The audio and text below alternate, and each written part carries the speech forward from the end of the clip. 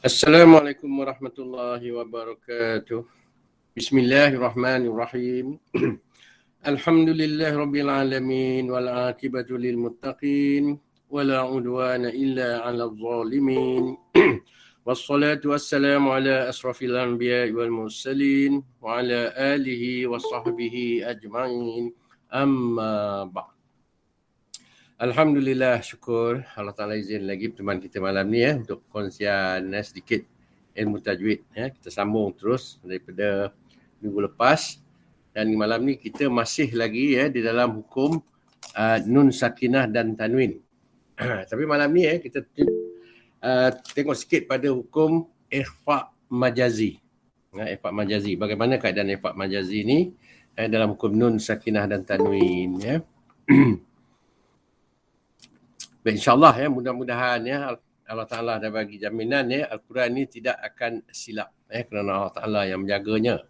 Jadi mudah-mudahan kita yang membaca Al-Quran, menjaga tajwid yang dengan betul, mudah-mudahan kita tergolong dalam pada orang-orang yang menjaga Al-Quran ni, insyaAllah. Dan maka kita perlu belajarlah dalam bab ilmu Al-Quran ni. Salah satunya tajwid ni tadilah. Sebab apa hadis Rasulullah SAW yang diriwayatkan daripada Abu Hurairah radhiyallahu anhu, dia kata barang siapa yang memilih jalan yang ada padanya ilmu, maka Allah akan memudahkan bagi dia jalan menuju syurga. Amin, insyaAllah. Mudah-mudahan hadis riwayat Muslim. Baik, malam ni bagi tajuk ikhfa, ikhfa majazi, martabat dia di nombor 3 tu. Di tabak mukhfah. Iaitu berlaku pada huruf-huruf yang diikhfakan, yang disembunyikan. Seperti dalam hukum-hukum yang kita akan jumpa nantilah. Jadi, bila kita berjumpa dengan martabat gunah, tahap-tahap gunah, 3 martabat yang pertama ni iaitu musyaddadah, mudghamah dan mukhfah.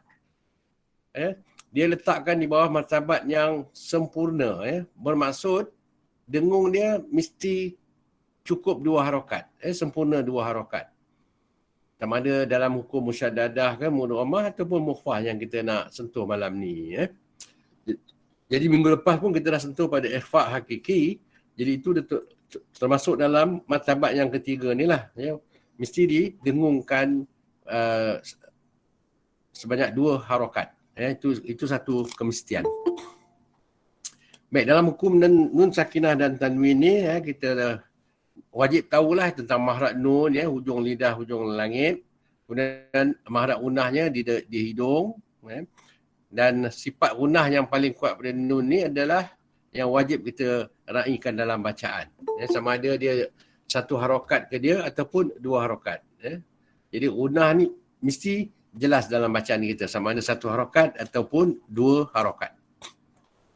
Ini kedudukan makhraj. Yang ini kita perlu mahirlah tentang kedudukan setiap huruf pada makhraj dia yang tepat. Contohnya 6 huruf yang pertama tu dia duduk di kerongkong. Yang ni kita kena hafal lah setidak-tidaknya, dan kedudukan dia mesti dalam susunan hamzah, ha, ain, ha, ghain dan kha. Jangan diterbalik-terbalikkan. Nanti kita keliru. Dia bermula dengan hamzah, naik atas sikit jumpa ha, kemudian ain, ha, ha pedas tu, kemudian ghain dan kha. Dekat dengan anak tekak tu. Kemudian naik ke atas baru jumpa qaf, kaf dan seterusnya. Dan huruf yang di hujung sekali sebelum dia keluar daripada makhraj huruf ni adalah huruf mim. Huruf mim yang terakhir sekali. Yang awal dia hamzah, bermula dengan hamzah, akhir dengan mim. Baik, ini pun kita dah tahu iaitu dalam hukum nun sakinah dan tanwin dalam matan disebut terdapat 4 hukum, iaitu izhar, idgham, iqlab dan ikhfa. Jadi sebahagian ni kita dah bahaskan pada pertemuan yang lepas. Hari ni kita tengok baki yang tinggal lagi, insyaAllah. Dan ini keseluruhan hukum-hukum yang terdapat dalam nun sakinah dan tanwin yang mungkin kita semua dah hafal saya rasa. Kita setiap kali pertemuan kita, saya selalu tunjukkan slide ni. Harap-harap semua dah mahir lah dengan hukum-hukum yang terdapat dalam hukum nun sakinah dan tanwin ni. Baik, daripada hukum-hukum yang dibentangkan ni 4 hukum yang pertama ni kita dah selesai, ya, pertemuan yang sebelum ni, dan minggu lepas kita dah selesai dalam tajuk ikhfa' hakiki. Harap masih ingat lagi lah ya tentang hukum ikhfa' hakiki dalam nun sakinah dan tanwin ni. Dan kita tinggal lagi pada ikhfa' majazi. Baik, ya. Ada permintaan supaya saya ulang sedikit ya tentang yang dimasukkan dengan ikhfa', pembahagian ikhfa' ni. Jadi kita tengok sepintas lalu tentang pembahagian ikhfa' dalam hukum tajwid. Di mana ulama tajwid menyatakan bahawa ikhfa' secara umumnya terbahagi kepada dua keadaan, iaitu ikhfa' pada harakat dan ikhfa' pada huruf. Dikenali dengan ikhfa' harakah dan ikhfa' haraf. Ikhfa' harakah bermaksudnya ia berlaku pada baris. Jadi bila kita nak membariskan sesuatu huruf, hukum dia perlu disembunyikan. Itulah dikenali sebagai ikhfa' harakah. Ya. Iaitu dia ada dua keadaan dia. Yang pertama, mengurangkan kadar harakat daripada 1 harakat kepada 1/3 harakat. Yang kita baca pada hukum raum, ya, kalau masih ingat. Jadi kalau kita baca pada hukum raum, baris yang kita nak sembunyikan tu, dia boleh berbunyi sekadar 1/3 harakat saja. Contoh tempat dia di sini, ya, pada surah Yusuf ni. La ta'manna ni, jadi di dalam tu ada bacaan raum, di mana nun yang bersabdu, ya, dia terdapat 2 huruf nun. Nun yang pertama berbaris dhammah, nun yang kedua ni berbaris fathah itulah. Jadi nun yang berbaris dhammah itulah kita baca dengan raum. Panjang harakat dia cuma 1/3 saja. Jangan dipanjangkan sangat. Ya. Contohnya, la ta'manuna, manuna. Secara lemah saja kita bariskan baris dhammah pada nun tu. Itulah yang dikatakan raum. Iaitu kita sembunyikan suara baris dia. Ikhfa' harakah. Dia ada dua keadaan. Ini yang pertama. Yang kedua, mengurangkan kadar harakat dari 1 harakat kepada 2/3 harakat. Yang kita kenali sebagai ikhtilas. Dia berlaku pada keadaan apabila huruf yang terakhir tu dia berbaris. Dia berbaris begitu pada kalimah ayat ini. Jadi, ya yang berbaris fathah tu boleh disuarakan baris dia. Yang disebut ikhtilas. Iaitu suara dia sekadar 2/3 harakat sahaja. Ya. In tubdus sadaqati fa ni'imma hiya. Iya, kita mic sedikit. Ya, itu bacaan kita yang boleh kita baca. Namun begitu, dalam bacaan qiraat Hafs an Asim Taurid Satibi, bacaan ini ya dibaca dengan mad asli 2 harakat, ya, 2 harakat. Dan ikhtilas ni biasanya kalau kita dengar dalam bacaan ma'rif disukun apabila kita baca secara raum. Yang ni yang dah dijelaskan sebelum ni, ya. Contohnya, ihdinas siratal mustaqim. Sirat, kita tengok pada ayat yang ke Maliki yaumiddin. Yang ni di hujung tu yang kita bariskan kasrah itu raum. Jadi suara dia dalam 2/3 harakat saja. Ya, bacaan raum. Dan satu lagi kita tengok ikhfa' pada huruf. Ya. Ikhfa' pada huruf bermaksud dia berlaku pada huruf. Baginya ada 2 keadaan. Pertama, kita menghilangkan zat huruf. Iaitu suara pada huruf tu, iaitu melafazkan huruf bukan pada makhraj asalnya. Yang ni yang kita belajar minggu lepas, iaitu ikhfa' hakiki. Kalau masih ingat, kita sembunyikan suara nun, ya, tidak pada makhraj nun yang sebenar. Iaitu di mana bila kita baca hukum ikhfa' hakiki, lidah, iaitu di makhraj nun, sepatutnya lidah ditekan ke hujung gusi. Tapi bagi hukum ikhfa' hakiki, kita menghilangkan zat huruf nun tu. Ya, di mana lidah tidak menyentuh langsung gusi hadapan. Yang dia katakan disembunyikan zat huruf. Jadi yang kedengaran cuma dengung yang disembunyikan tadi itulah pada nun tu. Itu yang dikatakan melafazkan huruf bukan pada makhraj asalnya. Langsung tak sentuh, hujung lidah langsung tak sentuh hujung lelangit. Iaitu makhraj huruf nun. Dan yang kedua, mengurangkan zat huruf, yakni melafazkan huruf pada makhrajnya. Tetapi tidak dalam keadaan tetapi dalam keadaan yang tidak sempurna. Yang ini yang kita nak sentuh malam ni, yang dikenali sebagai ikhfa' majazi. Kita tengok bagaimana yang dimaksudkan mengurangkan zat huruf, iaitu melafazkan huruf pada makhrajnya tetapi dalam keadaan yang tidak sempurna. Yang ini penting. Pasal kita nak baca Al-Quran, kita kena faham bagaimana untuk membaca pada hukum ikhfa' majazi. Ikhfa' majazi, yang ini dia ada dua hukum. Bila dikatakan ikhfa' majazi, kita kena faham satu hukum iqlab, satu lagi hukum ikhfa' syafawi. Jadi kedua-dua hukum ni, iqlab kita jumpa dalam hukum nun sakinah dan tanwin. Ikhfa' syafawi kita akan temui dia dalam hukum nun sakinah, mim sakinah. Dalam hukum mim mati. Kedua-dua hukum ni, setengah kitab tajwid, dia sebut dengan satu nama je, iaitu ikhfa' majazi, kata dia.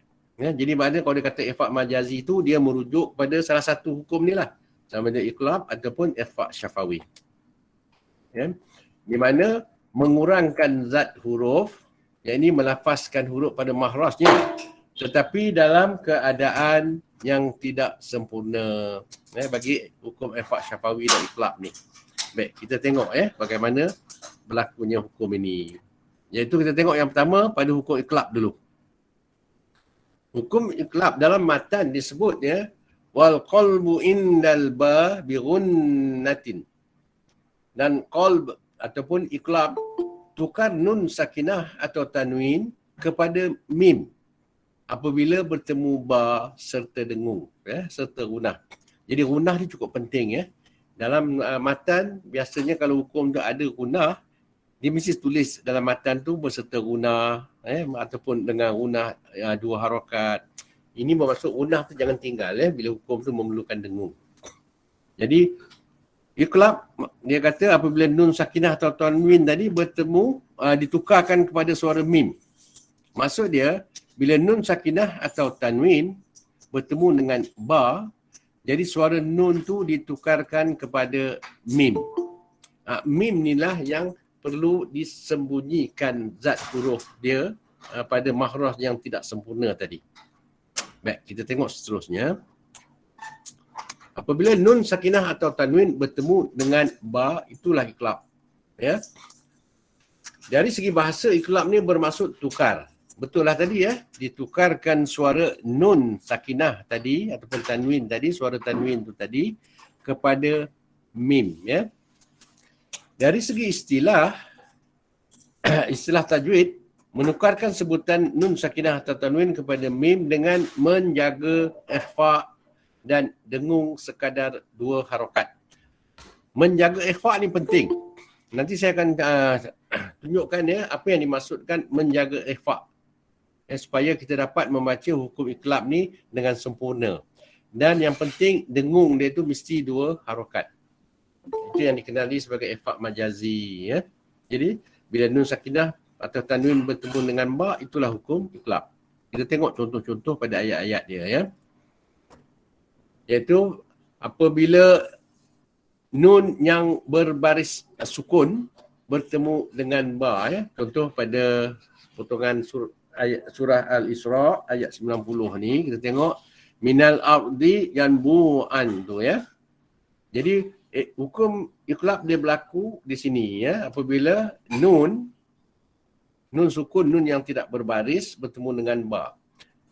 Jadi untuk mengenali hukum iqlab, apabila kita berjumpa dengan nun yang tidak berbaris, tetapi di atas dia letaknya huruf mim kecil, dan ekor mim ni tegak ke bawah.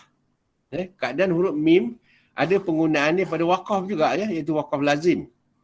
Bila dia guna pada waqaf lazim, ekor mim tu dia serong ke tepi, serong keluar. Tetapi bagi hukum iqlab, ekor mim tu tegak ke bawah. Jadi bila kita nampak huruf nun yang ada mim kecil di atas dia tu, itulah hukum iqlab. Jadi di sini maksud dia, nun itu ditukar kepada suara mim. Dan suara mim ini perlu disembunyikan zat dia tu. Ya? Dan dibaca pada makhraj yang tidak sempurna. Jadi bacaan dia, minal ardi yanbu'a. Di mana masa kita dengungkan nun yang bibir tidak rapat, ataupun kalau nak rapat pun dengan amat ringan sekali, di mana boleh ditembusi oleh udara.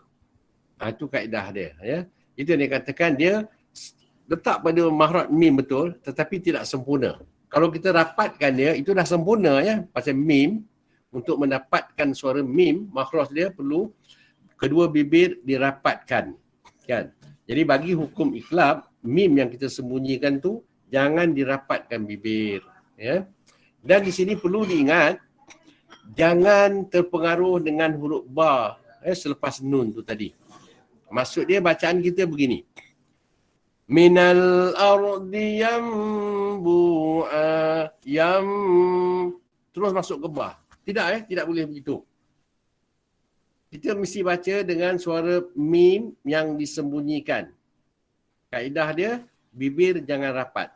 Masa itu didengungkan. Dah selesai dengung 2 harakat, baru ambil makhraj ba. Di mana makhraj ba, kedua bibir dirapatkan dengan kuat kan. Jadi bacaan dia, minal ardi yanbu'a. Dua suara satu suara mim yang disembunyikan sama-sama, satu lagi suara ba pula. Itu kaedah dia. Itu juga pertemuan ini dia boleh berlaku dalam satu perkataan ataupun 2 perkataan ya.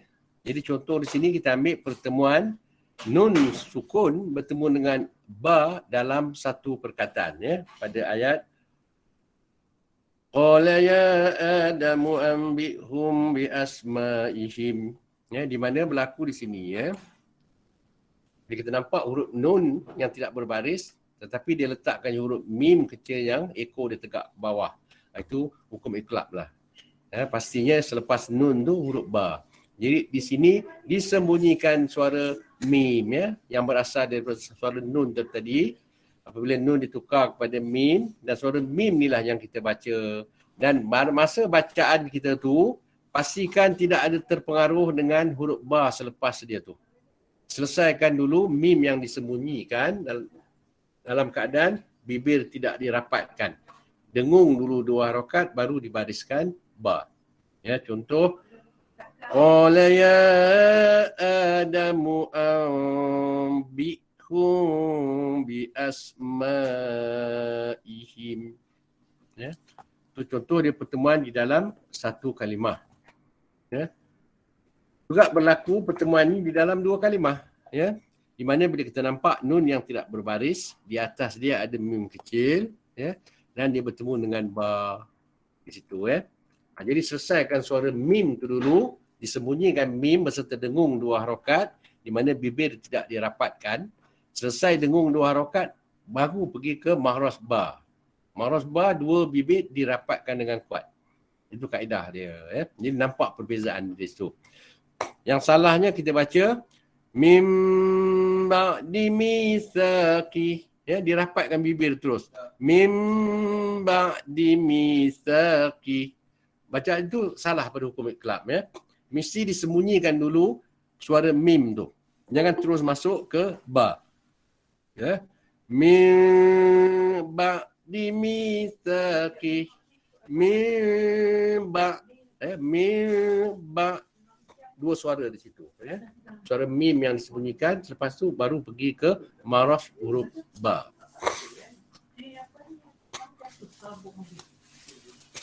Begitu juga ini contoh pertemuan dalam 2 perkataan ya. Amburika man finnar. Okey, di sini saya nak ambil kesempatan ingatkan kawan-kawan ya. Bila satu ayat terdapat hukum-hukum yang memerlukan kita dengung, pastikan semua dengung yang kita baca tu selaraskan 2 harakat. Jangan ada yang tertinggal. Kalau kita perhatikan di sini ya, iqlab dah tentu kena dengung 2 harakat. Kemudian ikhfa pada manfi tu, situ juga dengung 2 harakat. Kemudian pada idgham samsi bi gunnah di hujung tu, pada nun yang bersabdu. Di situ juga dengung 2 harakat. Jadi selaraskan semua dengung, Amburika man finnar. Selesaikan dengung dia yang selaras semua, yang sempurna. Baik. Iqlab juga boleh berlaku pada huruf yang bertanwin. Jadi bila kita nampak huruf yang berbaris, bersekali dengan huruf mim kecil, itu hukum iqlab juga. Contohnya berlaku di sini, dan dia berlaku bila huruf yang bertanwin bertemu dengan ba, biasa dia berlaku dalam 2 perkataan. Dia tidak mungkin berlaku dalam satu perkataan. Jadi di sini kita boleh berhentilah pada ain tu, Contoh, wa annallaha sami. Contoh kalau tak sampai, kita matikan ain tu. Tapi di sini kita nak sentuh pada hukum iqlab. Jadi ain berbaris depan, selepas dia tu ada huruf mim kecil, berganding, dan selepas dia tu huruf ba. Di sini hukum iqlab. Bacaan dia sama juga, Ain tu dibaca dengan baris dhammah, lepas tu pergi ke mahras mim dalam keadaan yang tidak sempurna. Dulu, lepas tu pergi ke rumah mim, jangan dirapatkan bibir, dengung dulu 2 harakat di situ, baru bariskan ba, Wa annallaha sami'un basir. Sami'un basir. Bila dia berlaku pada huruf yang bertanwin. Begitu juga kalau dia berbaris kasrah. Tadi baris dhammah, di sini contoh pada baris kasrah. Sama juga cara bacaan dia. Wa man huwa mustakhfin bil-lail. Mustakhfin bil-lail. Jadi masa baca hukum iqlab ni, kita tutup dulu huruf ba tu, Jangan kita terpengaruh dengan huruf ba, takut nanti mim yang kita sembunyikan tu siap-siap dia terus pegang ba. Salah bacaan gitu, Jangan digabungkan mim ke dalam ba. Kenapa? Ini sebab-sebab bacaan iqlab tadi. Sebab yang pertama ialah sukar untuk membaca secara izhar ataupun idgham. Sebab apa sukar? Kerana nun dan ba berlainan makhraj dan bersamaan kebanyakan sifatnya. Manakala huruf nun ditukarkan kepada suara mim kerana mim ni persamaan makhraj dengan ba. Jadi maksud dia begini. Kita tengok pada keluarkan statement di atas tu dalam bentuk apa ni petak ni, Okey.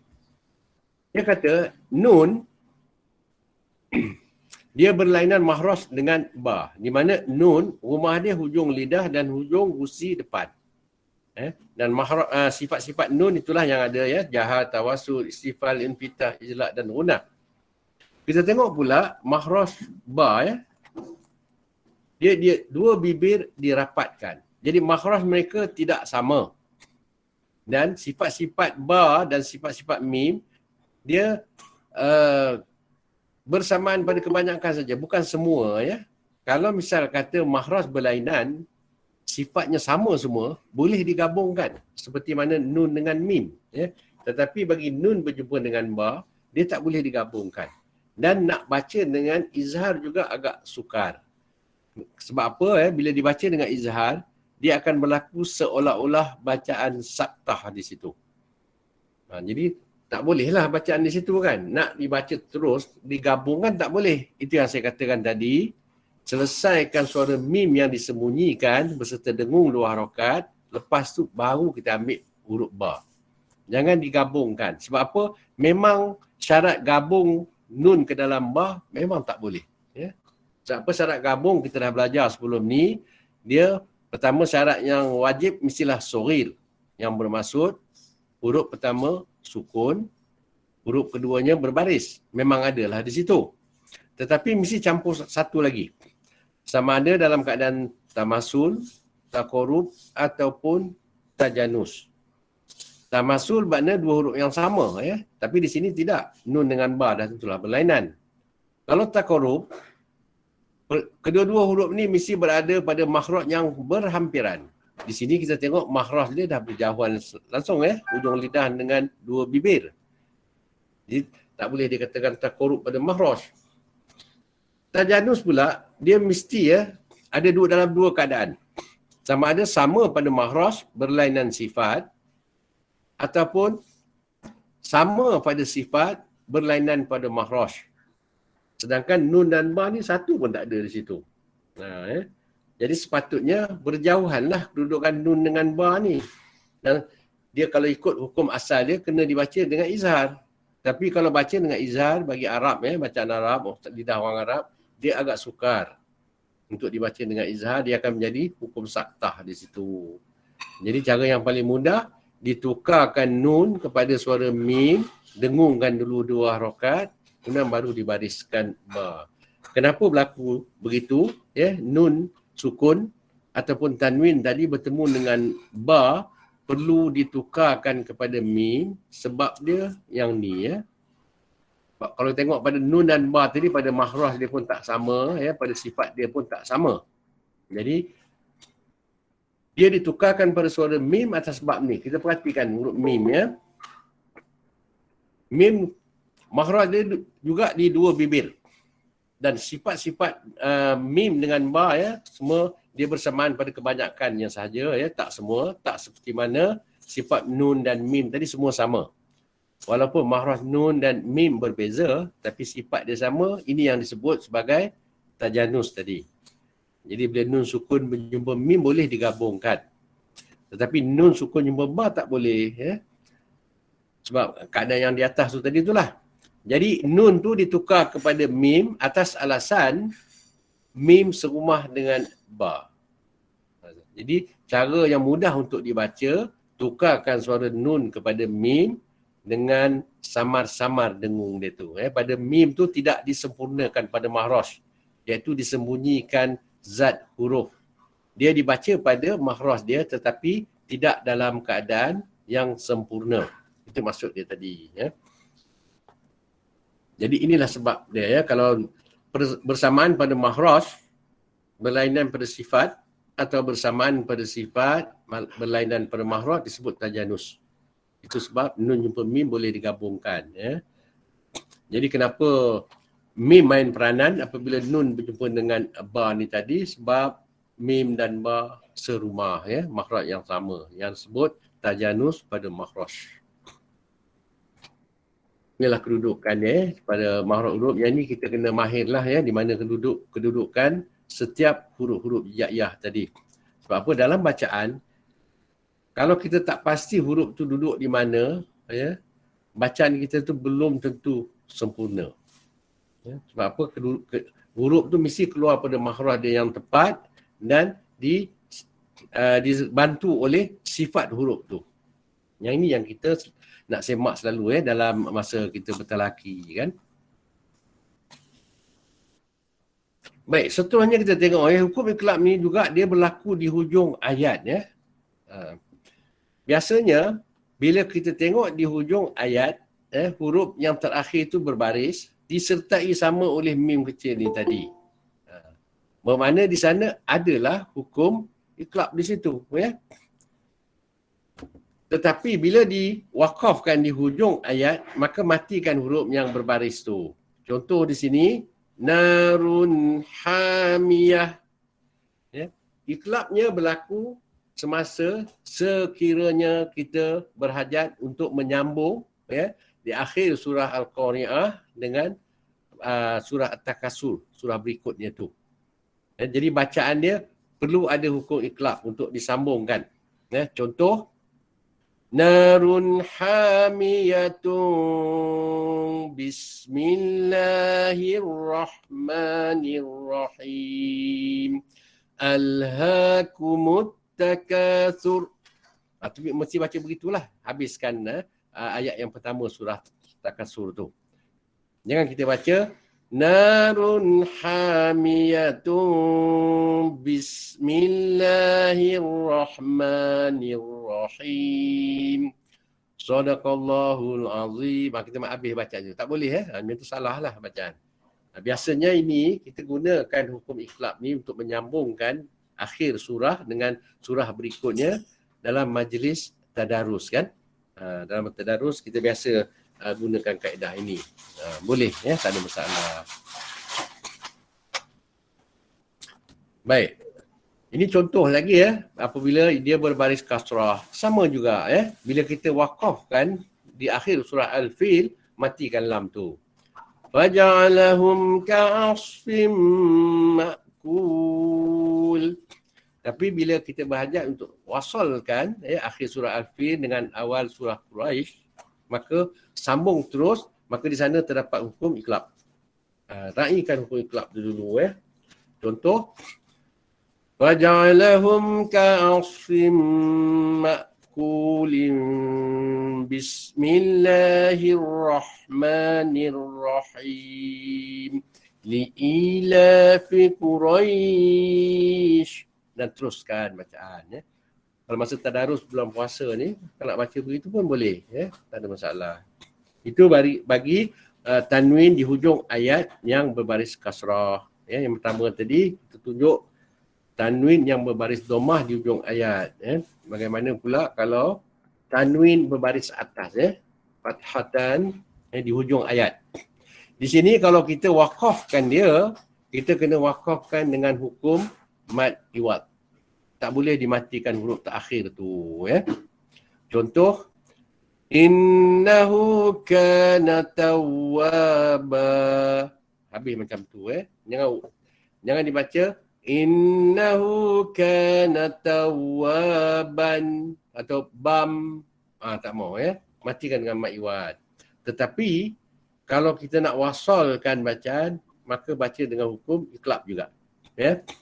Contoh, innahu kana tawwaban bismillahirrahmanirrahim tabbat yada abi lahabin wa tab.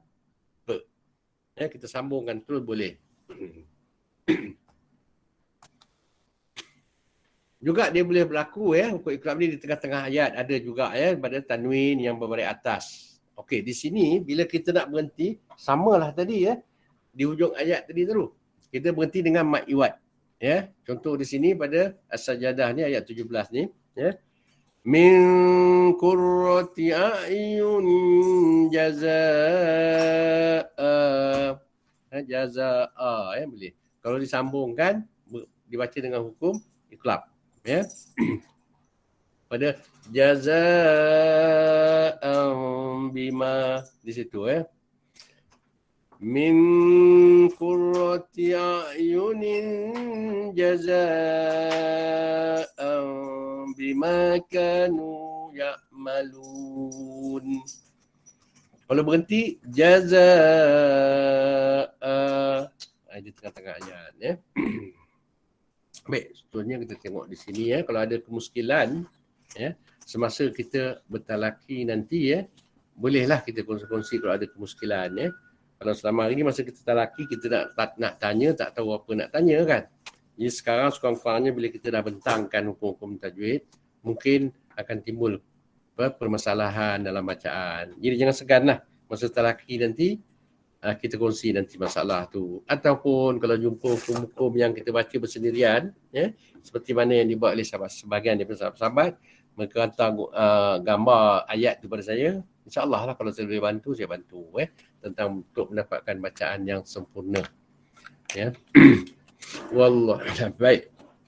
Di sini kita dah nampak ikhfa' majazi terdapat pada dua hukum, ikhfa' iqlab dan ikhfa' syafawi, di mana mengurangkan zat huruf, yakni melafazkan huruf pada makhrajnya tetapi dalam keadaan yang tidak sempurna pada hukum ikhfa' syafawi dan iqlab tadi.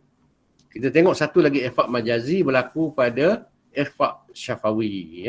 Iqlab kita dah selesai, kita tengok bagaimana berlaku pada ikhfa' syafawi.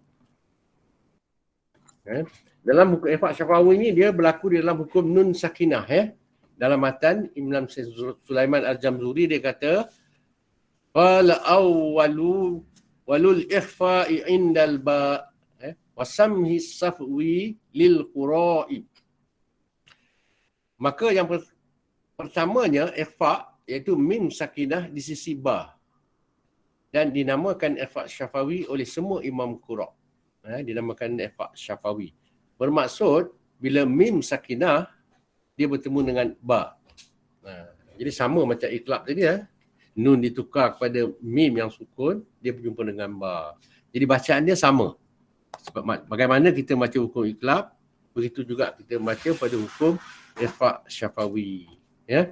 Iaitu apabila mim sakinah bertemu dengan ba, tarmihim bihijaratin. Contoh di sini Jadi dibaca dengan menyembunyikan sebutan mim dengan melafazkan sebahagian hurufnya saja. Itu yang dia katakan tadi kita menyembunyikan huruf betul pada makhrajnya tapi dalam keadaan yang tidak sempurna.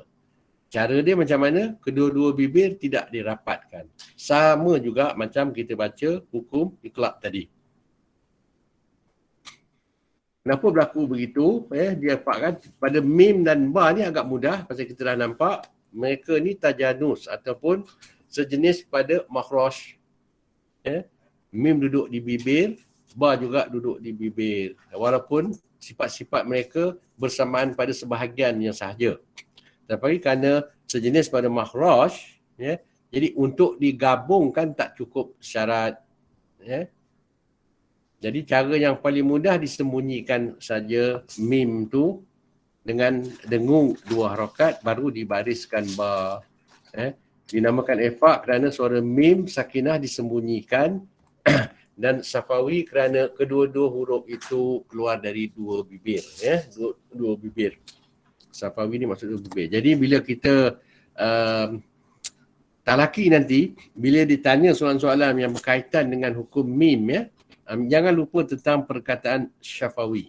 Sama ada iza syafawi ke, ikhfa' syafawi ke ataupun idgham syafawi. Ini untuk melatih kita mengenali hukum-hukum tajwid. Sebagian besar kita banyak yang dah hafal, dah kenal Alhamdulillah. Kita akan terus lagi dengan mengenali hukum-hukum ni dalam talaki. Okey, kita tengok contoh pada ikhfa' syafawi pada ayat surah An-Naml dulu, ayat potongan daripada ayat 37 ni. Falana'tiyannahum bijunudin la qibala lahum biha. Ikhfa' syafawi dia berlaku di sini. Ada 2 tempat. Jadi bila berlaku, kita jumpa saja mim sukun bertemu dengan ba, maka disembunyikan mim tu dulu beserta dengung 2 harakat. Baru dibariskan ba. Jangan digabungkan mim ke dalam ba. Jadi cara kita nak sembunyikan mim sama tadi lah. Bibir jangan dirapatkan. Direnggangkan. Contoh, falana'tiyannahum bijunudin la qibala lahum biha. Sempurnakan begitu. Begitu juga kita akan jumpa contoh di sini pada surah Syams ayat 14, potongan ayat 14. Fadamdama alaihim rabbuhum bizambihim fasawwaha. Jadi di sini kita jumpa nampak mim sakinah atau mim mati berjumpa dengan ba. Ini ikhfa' syafawi. Dan di depan tu cuba kita perhatikan nun yang sukun di atas dia ada mim berjumpa dengan ba juga. Ini iqlab. Jadi bacaan pada kedua-dua tempat ni sama saja cara bacaan dia. Jadi tak ada masalah. Yang penting dengung yang pada mim yang disembunyikan. Dengung tu 2 harakat. Contoh, fadamdama alaihim rabbuhum bidzambihim fasawwaha. Pada dengung rabbuhum bidzambihim, sama aja dengung mim tu. Jangan sentuh ba lagi. Sama ada dalam hukum ikhfa' syafawi, mim tu jangan sentuh ba, ataupun dalam hukum iqlab. Nun yang ditukar kepada mim, jadi mim tu jangan menyentuh ba lagi. Dengungkan dulu. Itu kaedah hukum ikhfa' syafawi. Baik. pada pertemuan akan datang insya-Allah ya, kalau tak ada apa halangan ya, kita akan tengok pada hukum idgham syafawi dan baki lagi ya. Sebab apa, kalau boleh sebelum Ramadan ni kita selesaikan tajuk-tajuk besar ni. Sebab apa, hukum nun sakinah dan mim sakinah paling banyak dalam bacaan ya. Termasuk juga hukum mat yang kita dah selesaikan pertemuan awal dulu insya-Allah ya. Wallahu alam ya, mudah-mudahan dapat membantu ya sahabat-sahabat semua untuk mengenali hukum tajwid, di mana ya bila kita faham dengan tajwid dia banyak membantu untuk menyempurnakan bacaan Al-Quran ya, insya-Allah. Baik, kita tangguh dulu pertemuan kita dengan doa ya, insya-Allah. A'udzubillahi minasyaitonirrajim. Bismillahirrahmanirrahim. Amin. Alhamdulillahi rabbil alamin. حمدا شاكرين والعاقبة للمتقين والصلاة والسلام على رسولنا محمد وعلى آله وصحبه أجمعين. اللهم ربنا تقبل منا إنك أنت السميع العليم وتب علينا إنك أنت التواب الرحيم. اللهم زينا بزينة القرآن وأكرمنا بكرامة القرآن وشرفنا بشرافة القرآن وألبسنا بخلعة القرآن وأدخلنا الجنة بشفاعة القرآن وعافنا من كل بلاء الدنيا وعذاب الآخرة بحرمة القرآن. ربنا آتنا في الدنيا حسنة وفي الآخرة حسنة وقنا عذاب النار. وصلى الله على سيدنا محمد وعلى آله وصحبه وسلم والحمد لله رب العالمين. تقبل الله منكم منا ومنكم تقبل يا كريم. سبحانك اللهم وبحمدك أشهد أن لا إله إلا أنت أستغفرك وأتوب إليك. Assalamualaikum warahmatullahi wabarakatuh. Waalaikumsalam. Terima kasih Ustaz. Sama-sama.